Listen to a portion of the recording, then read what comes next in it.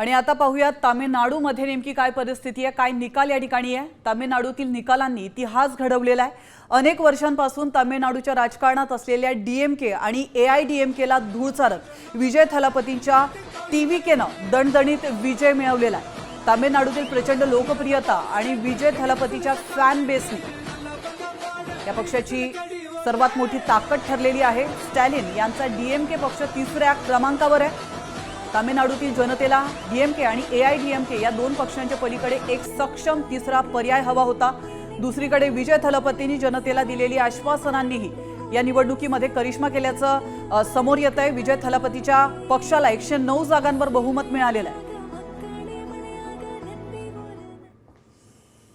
दरम्यान टीव्हीकेच्या विजयाची कारणं नेमकी काय आहेत आपण पाहूयात ग्राफिक्सच्या माध्यमातून।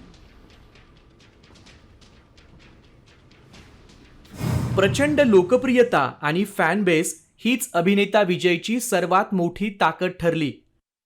सत्ताविरोधी लाटेचा नवीन पक्ष असलेल्या टीव्हीकेला मोठा फायदा मिळाला।